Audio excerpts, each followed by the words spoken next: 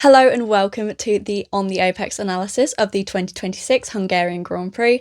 The way I do this is I start with the teams who are currently at the bottom of the constructors' standings, moving to the teams who are at the top and looking at their performance throughout the race. Starting off with the team who are still last in the standings, Cadillac, another weekend to forget for them.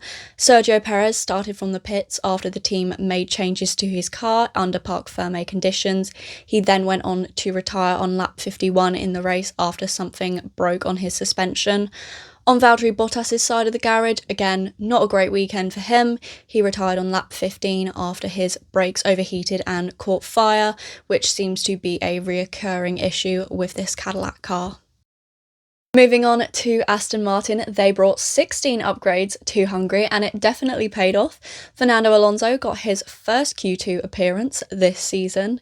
The team did run above Williams during the race, which I thought was worth noting as Williams are the team above them in the constructors' standings, so they are definitely getting closer to their competition. They did end up finishing 13th and 14th, so not in the points, but definitely a huge improvement all round. Going to Williams, obviously we need to take quite a bit of time to look at one of the key moments in the race, the contact between Oscar Piastri and Carlos Sainz. I have looked back over the race and there were at least 8 blue flags shown to Carlos while Oscar was coming to overtake him, and yet he still did not let him pass and did end up colliding with him. I do think the penalty was just, there's no real argument to it. Carlos had several opportunities to let Oscar pass. I do understand he was fighting with Fernando, so obviously he was probably preoccupied with that, but still, if you're driving, you have to adhere to the blue flags and let the driver overtake you. So the 5 seconds was just, obviously that kind of put him back in the race, but he didn't really have the pace to fight with the cars around him either. On his teammates' side of things, Alex Albon started his 100th race for Williams, but unfortunately, just because of the pace, he was not able to fight with the cars around him, only managing a 17th finish.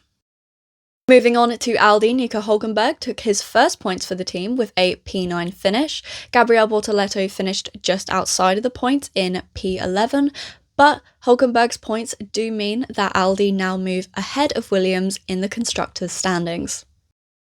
Going to Haas, another team who I think struggled with pace here at Hungary.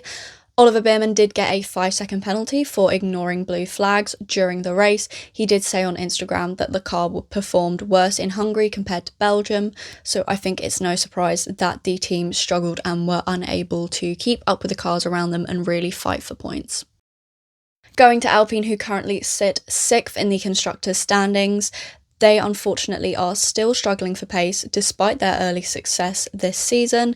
They only managed to finish 12th and 15th, but this lack of points finish means that they have moved down a place in the constructors' standings.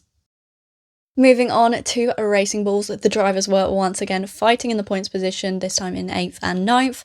They did, however, this time manage to go on to get a double points finish, which has moved them up to 5th in the constructors' standings above Alpine. Going to Red Bull, Max Verstappen was on his radio quite a bit throughout the race, complaining about the car, and at the end did say it was unbelievable that they managed to get second, so definitely in his perspective there's a lot to improve with the car. On the other side of the garage, Isaac Hadjar managed his 7th top 6 finish in a row.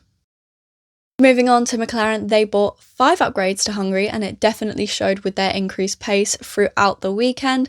Lando Norris took pole and won the race, making him the first driver to do so since Lewis Hamilton in 2018. On Oscar Piastri's side of things, obviously I mentioned the contact with Carlos Sainz earlier, that lost him the lead of the race, but then he went on to retire anyway with a gearbox issue. Going to Ferrari, Lewis Hamilton already had a negative start to the weekend, with him being given a 3-place grid penalty after impeding on Oscar Piastri during qualifying. He, during the race, went on to get another 5-second penalty for speeding in the pit lane after he pitted during the virtual safety car, which meant that he did lose his 4th place finish to Charles Leclerc, his teammate, and had to settle for 5th.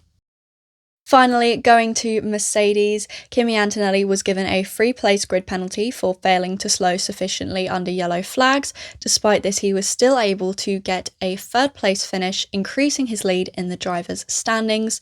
Another unfortunate start to a race for George Russell. He had an issue with his anti-stall, which dropped him down to 21st in the standings, and he then had to pick his way up through the cars and did still manage to finish in 7th and bring home some points.